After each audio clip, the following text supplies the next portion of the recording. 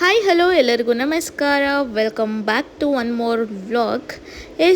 ಇವತ್ತಿನ ವ್ಲಾಗ್ ಬಂದು ತುಂಬಾ ಚೆನ್ನಾಗಿದೆ friends. One of my dream complete ಆಗ್ತಾ ಇದೆ. ಸೊ ನಿಜವಾಗ್ಲೂ ಈ ಒಂದು ದಿನಕ್ಕೆ ತುಂಬ ದಿನದಿಂದನೇ ಕಾಯ್ತಾ ಇದ್ದೆ. ಬಟ್ ಇದು ಒಂದು ಸಣ್ಣ ಒಂದು ಸೆಲ್ಫ್ ಗಿಫ್ಟ್ ಆಗಿರುತ್ತೆ. ಸೊ ಇದನ್ನು ನಾನು ತರಬೇಕು ಅಂತ ತುಂಬ ವರ್ಷಗಳಿಂದ ನಾನು ಯೋಚನೆ ಮಾಡ್ತಾ ಇದ್ದೆ, ಟ್ರೈ ಕೂಡ ಮಾಡಿದ್ದೀನಿ. ಬಟ್ EMI ಅದೆಲ್ಲ ಬೇಡ, ಕ್ಯಾಶ್ ಇದು ಕೊಟ್ಟು ತೊಗೊಂಡ್ಬಿಡೋಣ ಅಂತ ಅಂದ್ಕೊಂಡಿದ್ದೆ. ಸೊ ನಾವು ಅಷ್ಟೊಂದೇನು ರಿಚ್ ಅಲ್ಲ, ಸ್ವಲ್ಪ ಮಿಡಲ್ ಕ್ಲಾಸ್ ಫ್ಯಾಮಿಲಿ ಆಗಿರೋದ್ರಿಂದ ಸೊ EMI ಮೂಲಕ ಹೋಗೋಣ ಅಂತಂದೇಳಿ ಯೋಚನೆ ಮಾಡ್ತೀವಿ. ಸೊ ಬೇರೆ ಏನು ತಿಳ್ಕೊಬೇಡಿ. ಏನು ಗೊತ್ತಾ ಫ್ರೆಂಡ್ಸ್, ನಾವು ಜೀವನದಲ್ಲಿ ಕಷ್ಟಪಟ್ಟರೆ ಮಾತ್ರ ನಮಗೆ ಈ ಒಂದು ದಿನ ಬರೋಕ್ಕೆ ಸಾಧ್ಯ ಆಗೋದು. ಯಾಕೆಂತಂದರೆ ನಮಗೆ ಬೇಕು ಅಂದಿದ್ದೆಲ್ಲ ನಾವು ತಗೋಬೇಕು ಅಂತ ಅನ್ಕೋತೀವಿ. ಬಟ್ ಆದರೆ ಒಂದಲ್ಲ ಒಂದಿನ ಆಗುತ್ತೆ, ಇವಾಗ ಆಗಲಿಲ್ಲ ಅಂದ್ರೂ ಯಾವಾಗೂ ಒಂದ್ಸರಿ ಆಗುತ್ತೆ. ಬಟ್ ಆದರೆ ನಾವು ಪ್ರಯತ್ನ ಪಡಲೇಬೇಕು, ಕಷ್ಟಪಡಲೇಬೇಕು. ಸೊ ಕಷ್ಟ ಬಂದಾಗಲೇ ನಾವು ಎಚ್ಚರ ಆಗೋದು. ಆ ಟೈಮಲ್ಲಿ ನಮ್ಮವ್ರು ಯಾರು ಅಂತ ಗೊತ್ತಾಗೋದು. ಸೊ ಹಾಗಂತ ನಾವು ಯಾರ ಮೇಲೂ ಡಿಪೆಂಡ್ ಆಗಿದ್ದೀವಿ ಅಂತ ಅಲ್ಲ, ಎಕ್ಸ್ಪೆಕ್ಟೇಷನ್ ಹರ್ಟ್ಸ್ ಮೋರ್ ಅಷ್ಟೇ. ಸೊ ನಾವು ಯಾರ ಮೇಲೂ ಎಕ್ಸ್ಪೆಕ್ಟೇಷನ್ ಇಟ್ಕೋಬಾರ್ದು ಅಲ್ವಾ.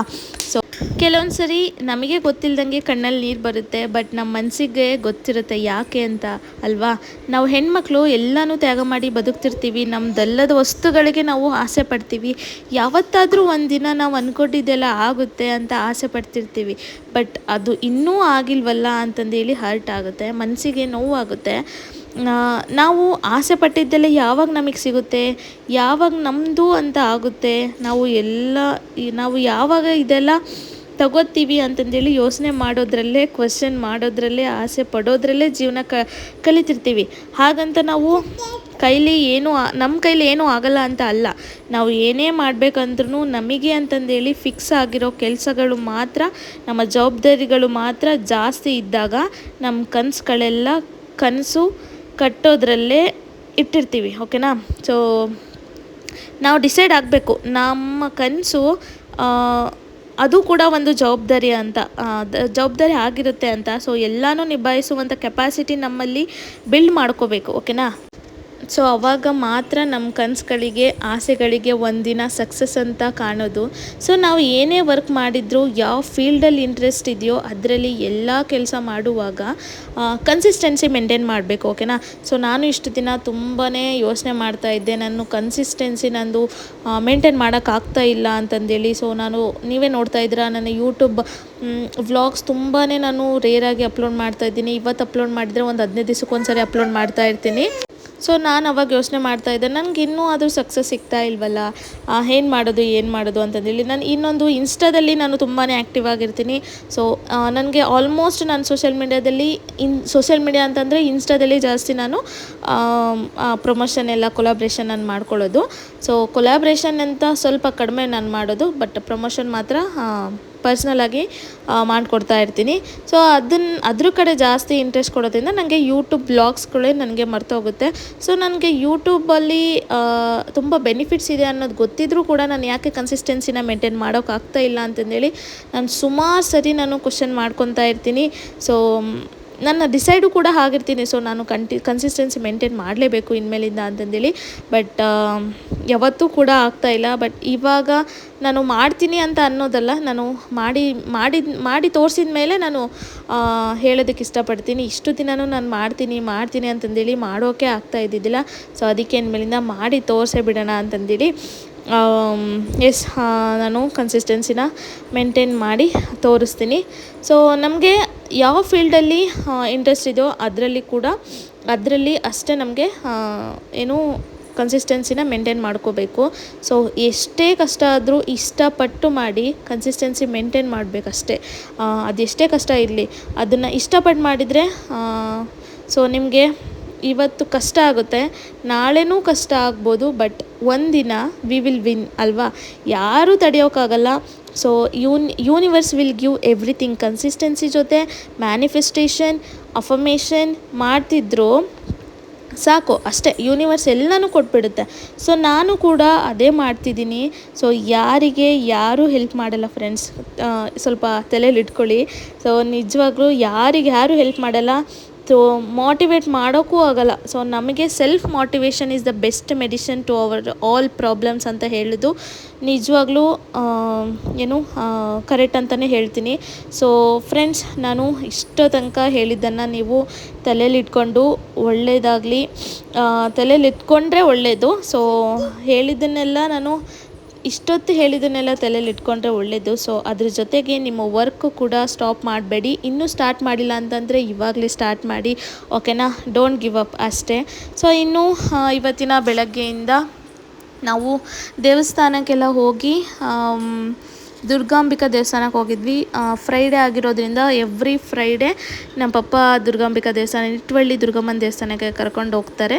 ಅಂದರೆ ಅವರು ಎವ್ರಿ ಫ್ರೈಡೇ ಹೋಗ್ತಾರೆ. ನಾವೇನಾದರೂ ಹೋಗಬೇಕು ಅಂತ ಅಂದಾಗ ನಾನು ಹೇಳ್ತೀನಿ, ನಾನು ಬರ್ತೀನಿ ಅಪ್ಪ ಅಂತಂದೇಳಿ. ಓಕೆ ಅಂತಂದೇಳಿ ನಾವು ಹೋಗ್ಬಿಡ್ತೀವಿ.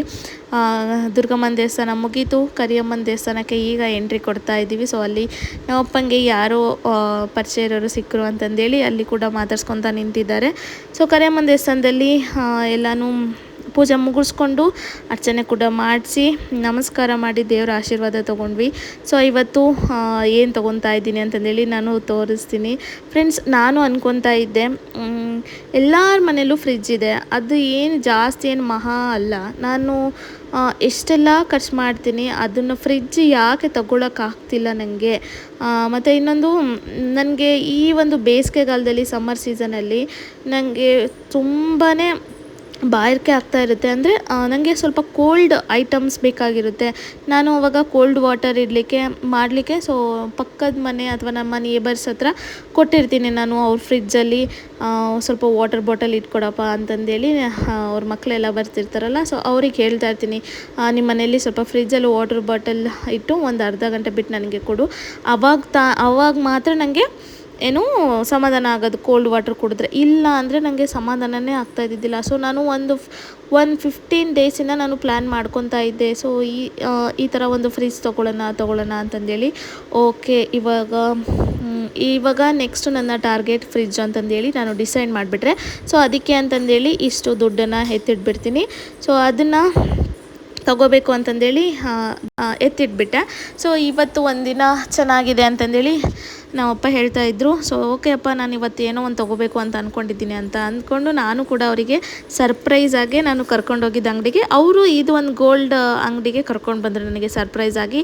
ನಾನು ಯಾಕೆ ಏನೋ ಕೊಡಿಸ್ತಾರೇನೋ ನನಗೆ ಅಂತ ಅಂದರೆ, ಬಟ್ ಆದರೆ ಅವರು ಏನೋ ತೊಗೊಳಕ್ಕಂತ ಬಂದಿದ್ದರು. ಗೋಲ್ಡ್ ಜ್ಯುವೆಲರಿ ಅಂಗಡಿಗೆ ಹೋದರೆ ಮಾತ್ರ ಫ್ರೆಂಡ್ಸ್, ಎಂತೆಂಥ ಜ್ಯುವೆಲ್ರಿ ಹೆಣ್ಮಕ್ಳಿಗೆ ಎಷ್ಟು ಇಷ್ಟ ಆಗುತ್ತೆ ಅಲ್ವಾ. ಅದು ಗೋಲ್ಡ್ ಅಂತಲೂ ಕೂಡ ನಮಗೆ ಯೋಚನೆ ಆಗಲ್ಲ, ನಮ್ಮ ಕೈಲಿ ತಗೊಳಕ್ಕಾಗುತ್ತೋ ಇಲ್ವೋ ಅದು ನೆಕ್ಸ್ಟು. ಬಟ್ ನೋಡಿದರೆ ಆಸೆ ಆಗ್ತಾ ಇರುತ್ತೆ. ಆಸೆಗೆ ಮಿತಿ ಇಲ್ಲ ಅಲ್ವಾ. ಸೊ ನಮಗೂ ಅದನ್ನು ಹಾಕ್ಕೋಬೇಕು, ಇದನ್ನು ಹಾಕ್ಕೋಬೇಕು, ಬಳೆ ಹಾಕ್ಕೋಬೇಕು, ಸರ ಹಾಕ್ಕೋಬೇಕು, ರಿಂಗ್ ಹಾಕ್ಕೋಬೇಕು, ಚೈನ್ ಹಾಕ್ಕೋಬೇಕು, ನೆಕ್ಲೆಸ್ಸು ಒಂದಕ್ಕಿಂತ ಒಂದು ಸಕ್ಕತ್ತಾಗಿದ್ವು ಫ್ರೆಂಡ್ಸ್. ನನಗಂತೂ ಫಿದಾ ಆಗಿಬಿಟ್ಟೆ ನೋಡಿ. ಇದು ರಿಯಲ್ಲಾ ಫೇಕಾ ಅಥವಾ ಏನೋ ಅಂತಾರಲ್ಲ ಉಮಾ ಗೋಲ್ಡಾ ಅಥವಾ ಏನೋ ಇನ್ನೊಂದು ಥರ ಆರ್ಟಿಫಿಷಿಯಲ್ ಅಂತ ಹೇಳ್ತಾರಲ್ಲ. ಸೊ ಅದು ಆಗಿದ್ರೆ ನಾನು ಎತ್ಕೊಂಡ್ಬಿಡ್ತಿದ್ದೆ ನಿಜವಾಗ್ಲೂ. ಅದು ಎಷ್ಟರ ಆಗಲಿ ತೊಗೊಂಡ್ಬಿಡ್ತಿದ್ದೆ. ಬಟ್ ಗೋಲ್ಡ್ ಅಲ್ವಾ, ಅಷ್ಟೊಂದೆಲ್ಲ ತೊಗೋಣ ಅಂತ ಇನ್ನೂ ದೇವರು ಶಕ್ತಿ ಕೊಟ್ಟಿಲ್ಲ. ನೀವು ಪ್ರೇ ಮಾಡ್ಕೊಳ್ರಿ ಆದಷ್ಟು ಬೇಗ ನನಗೆ ಆ ಒಂದು ಶಕ್ತಿ ಕೊಡಲಿ ದೇವರು ಅಂತ. ಸೊ ನಿಜವಾಗ್ಲೂ ನನಗೆ ತುಂಬಾ ಆಸೆ ಇದೆ. ನನಗೆ ಗೋಲ್ಡ್ ಮೇಲೆ ಪರ್ಚೇಸ್ ಮಾಡಲಿಕ್ಕೆ, ಇನ್ವೆಸ್ಟ್ ಮಾಡಲಿಕ್ಕೆ ನನಗೆ ತುಂಬಾ ಇಷ್ಟ. ಸೊ ತಗೊಂಡಿದ್ದೀನಿ ಲಾಸ್ಟ್ ಒನ್ ಮಂತ್ ಬ್ಯಾಕ್ ನಾನು ಒಂದು ರಿಂಗ್ನ ತೊಗೊಂಡಿದ್ದೀನಿ. ಅದ್ರದ್ದು ಫೋಟೋ ಕೂಡ ಹಾಕ್ತೀನಿ ಇಲ್ಲಿ. ಸೊ ಈ ಒಂದು ರಿಂಗ್ನ ತೊಗೊಂಡಿದ್ದೆ ನಾನು. ಸೊ ಇದು ಕೂಡ ತುಂಬಾ ಇಷ್ಟಪಟ್ಟು ತೊಗೊಂಡಿದ್ದಂಥ ರಿಂಗ್ ಇದು. ಸೊ ಸುಮಾರು ದಿನ ಒಂದು 2 ಮಂತ್ಸ್ 1 ಮಂತ್ ಆಯಿತು. ಸೊ ಅದ್ರ ನೆಕ್ಸ್ಟ್ ಇವಾಗ ನನಗೆ ಫ್ರಿಜ್ ಮೇಲೆ ಕಣ್ಣಿತ್ತು. ಸೊ ಅದಕ್ಕೆ ಫ್ರಿಜ್ನ ತೊಗೊಂಡ್ಬಿಡೋಣ ಅಂತಂದೇಳಿ ಆ್ಯಕ್ಚುಲಿ 1-2-3 ಬ್ಯಾಕ್ ಏನೋ ಬಂದು ನಾವು ನೋಡ್ಕೊಂಡು ಹೋಗಿದ್ವಿ. ಒಂದು 4-5 ಅಂಗಡಿ ನೋಡಿದ್ವಿ ಫ್ರೆಂಡ್ಸ್. ನಿಜವಾಗ್ಲೂ ಒಂದು ಕೂಡ ಚೆನ್ನಾಗಿದ್ದಿಲ್ಲ. ಮತ್ತು ಇನ್ನೊಂದು, ಇನ್ನು ಮದುವೆ ಆಗೋಕ್ಕಿಂತ ಮುಂಚೆ ನಮ್ಮ ಪಪ್ಪ ಅವ್ರಿಗೆ ತೊಗೊಂಡಿದ್ವಲ್ಲ ಫ್ರಿಜ್ನ, ಅಲ್ಲಿ ಹೋಗಿ ನೋಡಿದಾಗ ಎಷ್ಟು ಕಡಿಮೆ ರೇಟ್. ಅವಾಗ ನೋಡಿದಾಗ ಒಂದು 20,000ಕ್ಕೆ ಡಬಲ್ ಡೋರ್ ಫ್ರಿಜ್ನ ನಾನು ಕೊಡಿಸಿದ್ದೆ. ನಮ್ಮ ಪಪ್ಪ ಕರ್ಕೊಂಡೋಗಿ ನಾನು ಅದನ್ನು ಸೆಲೆಕ್ಟ್ ಮಾಡಿ 20,000ದು ಡಬಲ್ ಡೋರ್ ಫ್ರಿಜ್ನ ನಾನು ತೊಗೊಂಡಿದ್ದು ನಮ್ಮ ಪಪ್ಪ ಅವ್ರ ಮನೆಗೆ. ಬಟ್ ಇವಾಗ ಎಷ್ಟು ರೇಟ್ ಆಗಿದೆ ಅಂತ ಅಂದರೆ, ಬಟ್ ಆದರೆ ಸ್ಟಾರು ಕೂಡ ಅಷ್ಟೊಂದೇನು ಚೆನ್ನಾಗಿರ್ತಿದ್ದಿಲ್ಲ. ಒಂದು 35-40 ಸಾವಿರದ ಫ್ರಿಜ್ಜಿಗೂ ಕೂಡ ಬರೀ 3 ಸ್ಟಾರ್ಸ್ 2 ಸ್ಟಾರ್ಸ್ ಅಷ್ಟೇ ಇರ್ತಿತ್ತು. ನನಗೆ ಮೇನ್ ಇಂಪಾರ್ಟೆನ್ಸ್ ಆಗಿ 5 ಸ್ಟಾರಿನ ಫ್ರಿಜ್ಜೇ ತೊಗೋಬೇಕು ಅಂತಂದೇಳಿ. ಸಿಂಗಲ್ ಡೋರ್ ಆದರೂ ಪರವಾಗಿಲ್ಲ, ಬಟ್ ಮೀಡಿಯಮ್ ಇರಬೇಕು. ನಮಗೆ ಸಿಂಗಲ್ ಡೋರ್ ಆದರೆ ಸಾಕು, ಮೀಡಿಯಮ್ಮಿಗಿರಲಿ. ಫುಲ್ ತೀರಾ ಚಿಕ್ಕದಲ್ವಾ, ಸಿಂಗಲ್ ಡೋರಲ್ಲೇ ಮೀಡಿಯಮ್ ಸೈಜ್ ಅಷ್ಟು ಹೈಟ್ ಬರುತ್ತೆ. ಸೊ ಅದನ್ನು ತಗೊಳ್ಳೋಣ ಅಂತಂದೇಳಿ ನಾನು ಡಿಸೈಡ್ ಆಗಿದ್ದೆ. ಸೊ ಒಂದು 3-4 ಅಂಗಡಿ ನೋಡಿದ ಮೇಲೆ ಸ್ಯಾಮ್ಸಂಗು, LG ಮತ್ತು ರಿಯಲ್ಮಿ ಎಲ್ಲನೂ ನೋಡಿದೆ ನಾನು.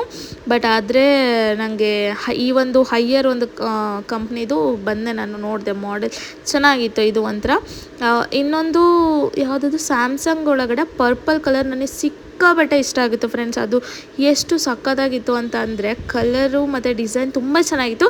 ಬಟ್ ಅದಕ್ಕೆ 2 ಸ್ಟಾರ್ ಅಷ್ಟೇ ಇತ್ತು. ಬಟ್ ಸ್ಟಾರ್ ನೋಡಿನೇ ತಾನೇ ನಾವು ತೊಗೋಬೇಕಾಗಿರೋದು.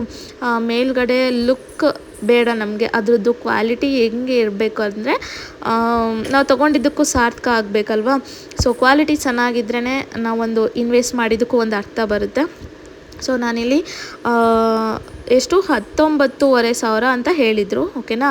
ಫ್ರಿಜ್ಜು 19,500ಕ್ಕೆ ನಾನು 19,000ನ ಕೊಡ್ತಾ ಇದ್ದೀನಿ. ಸೊ 19,000 ಕೊಟ್ಟು ನಾನು ವಿತ್ ಕ್ಯಾಶ್ ಕೊಟ್ಟು ನಾನು ಫ್ರಿಜ್ನ ಬೈ ಮಾಡಿದೆ. ಸೊ ಅದು ಇಷ್ಟು ದುಡ್ಡನ್ನು ಕೆಲವೊಬ್ರಿಗೆ ಅನಿಸ್ಬೋದು, ಇಷ್ಟು ದುಡ್ಡು ಇನ್ವೆಸ್ಟ್ ಮಾಡಲಿಕ್ಕೆ ಎಷ್ಟೊಂದು ಮಾತಾಡ್ತಾರಪ್ಪ ಇವರು ಅಂತಂದೇಳಿ ಅಂದ್ಕೋಬೋದು. ಬಟ್ ಆದರೆ ನಮ್ಮ ವಯಸ್ಸಿಗೆ, ನಮ್ಮ ಒಂದು ವರ್ಕಿಗೆ, ನಮ್ಮ ಒಂದು ಶ್ರಮಕ್ಕೆ ಒಂದೊಂದು ರೂಪಾಯಿನೂ ಕೂಡ ತುಂಬಾ ಇಂಪಾರ್ಟೆನ್ಸ್ ಫ್ರೆಂಡ್ಸ್. ನಾವು ಹೇಗೆ ಅದನ್ನು ಗಳಿಸಿರ್ತೀವಿ ಅಂತಂದೇಳಿ ನಮಗೆ ಮಾತ್ರ ಗೊತ್ತಿರುತ್ತೆ ಅಷ್ಟೇ ಅಲ್ವಾ. ಎಸ್, ಅವ್ರ ಕೈಲಿ ಕೊಡಬೇಕಾದ್ರೆ ಕೊಡಲಾ ಬೇಡ ಅಂತಂದೇಳಿ ಯೋಚನೆ ಮಾಡ್ತಾಯಿದ್ದೆ ನಾನು. ನಮ್ಮ ಅಣ್ಣ ಆ ಥರ ಹೇಳ್ತಾ ಇದ್ದೆ. ಸೊ ಅಣ್ಣ ಕೊಡೋಕ್ಕೆ ಇಷ್ಟನೇ ಇಲ್ಲ ಅಂತಂದೇಳಿ, ಅದು ಮತ್ತು ಬೇಡ ಬಿಡಕ್ಕ ಅಂತಂದೇಳಿ ಅವರು ಕೂಡ ಹಂಗೆ ಅಂತ ಇದ್ದರು. ಇಟ್ಸ್ ಓಕೆ, ತೊಗೊಳೋಣ. ಒಂದು ಐಟಮ್ ಮೇಲೆ ಇನ್ವೆಸ್ಟ್ ಮಾಡ್ತಾ ಇದ್ದೀನಲ್ವ, ಯೂಸ್ಫುಲ್ ಆಗಿದೆ, ನನಗೆ ಬೇಕಾಗಿರೋ ಅಂಥದ್ದೇ ಅಲ್ಲ, ನೀಡಿರೋ ಅಂಥದ್ದೇ ಅಲ್ವಾ ಅಂತಂದೇಳಿ ನಾನು ಓಕೆ ಅಂತಂದೇಳಿ ಒಳ್ಳೆ ಮನಸ್ಸಿಂದ ಕೊಟ್ಟು ನಾನು ತೊಗೊಂಡಿದ್ದು. ಸೊ ನಾನು ತೋರಿಸ್ತೀನಿ ನಿಮಗೆ ಮನೆ ಹತ್ರ ಬಂದಿದ ಮೇಲೆ. ಸೊ ನಾನು ಬ್ಲೂ ಕಲರಲ್ಲಿ ಇರುವಂಥ ಹೈಯರ್ ಕಂಪ್ನಿದು ವಿತ್ 5 ಸ್ಟಾರ್ ಇರೋದು, ಯೂನಿಟ್ಸ್ ಕಡಿಮೆ ಇರೋದು ಆ್ಯಕ್ಚುಲಿ ತೊಗೋಬೇಕಾಗಿರೋದು. ಯೂನಿಟ್ಸ್ ಕಡಿಮೆ ಇರೋದು ಯಾಕೆ ಅಂತ ಅಂದರೆ ಯೂನಿಟ್ಸ್ ಕಡಿಮೆ ಇರೋದು ತೊಗೊಂಡ್ರೆ ಮಾತ್ರ ನಮಗೆ ಕರೆಂಟ್ ಬಿಲ್ ಕಡಿಮೆ ಬರೋದು. ಕರೆಂಟ್ ಬಿಲ್ ಎಷ್ಟು ತೊಗೊಳುತ್ತೆ, ಎಷ್ಟು ಹೇಳ್ಕೊಳುತ್ತೆ ಗೊತ್ತಾ ಫ್ರೆಂಡ್ಸ್, ಈ washing machine, fridge current bill ತುಂಬಾ ಹೇಳ್ಕೊಂಬಿಡುತ್ತೆ. ಸೊ ಅದಕ್ಕೆ ನಾನು ಡಿಸೈಡ್ ಮಾಡಿದ್ದು 5 ಸ್ಟಾರ್ ಇರೋದೇ ತೊಗೋಬೇಕು, ಯೂನಿಟ್ಸ್ ಕಡಿಮೆ ಇರಬೇಕು. ಈವನ್ 5 ಸ್ಟಾರು ಬೇರೆ ಕಂಪ್ನಿಯಲ್ಲಿ ಸ್ವಲ್ಪ ಜಾಸ್ತಿ ಇರುತ್ತೆ ಯೂನಿಟ್ಸು. ಸೊ ಅದು ಕೂಡ ನೀವು ನೋಡ್ಕೊಂಡು ತೊಗೋಬೇಕು. ನಮ್ಮದು 126 ಪರ್ ಯೂನಿಟ್ ಅಂತ ಅನಿಸುತ್ತೆ. ಅಂದರೆ 1 ವರ್ಷಕ್ಕೆ ಅಷ್ಟು ಯೂನಿಟ್ ಬರುತ್ತೆ ಕರೆಂಟ್ ಬಿಲ್ಲು. ಮಂತ್ಲಿ ಒಂದು 60 to 70 ರೂಪೀಸ್ ಆಗುತ್ತೆ ಅಂತ ಹೇಳಿದರು ಅಷ್ಟೇ ಅಲ್ವಾ. ಸೊ ಜಾಸ್ತಿ ಇನ್ವೆಸ್ಟ್ ಮಾಡಿದ್ರು ಸ್ವಲ್ಪ ಕರೆಂಟ್ ಬಿಲ್ ಕಡಿಮೆ ಬಂದರೆ ಚೆನ್ನಾಗಿರುತ್ತೆ. ಸೊ ತುಂಬ ಅಂದರೆ ತುಂಬ, ಈಗ 2 ಸ್ಟಾರ್ಸು 3 ಸ್ಟಾರ್ಸ್ ತೊಗೊಂಡ್ರೆ ತುಂಬ ಕರೆಂಟ್ ಬಿಲ್ ಬಂದುಬಿಡುತ್ತೆ. ಬರೀ ಕರೆಂಟ್ ಬಿಲ್ ಕಟ್ಟೋದ್ರಲ್ಲೇ ಆಗಿಬಿಡುತ್ತೆ, ಒಂಥರ EMI ಕಟ್ದಂಗೆ ಆಗಿಬಿಡುತ್ತೆ. ಸೊ ಅದಕ್ಕೆ ಬೇಡ, ಚೆನ್ನಾಗಿರೋದೇ ತೊಗೊಳ್ಳೋಣ, 5 ಸ್ಟಾರೇ ಬೇಕು ಅಂತಂದೇಳಿ ಒಂದು 4-5 ಅಂಗಡಿನ ನಾನು ಹುಡ್ಕಾಡಿ ಇದು ಒಂದು ನಾನು ಫೈನಲ್ ಮಾಡಿದ್ದು.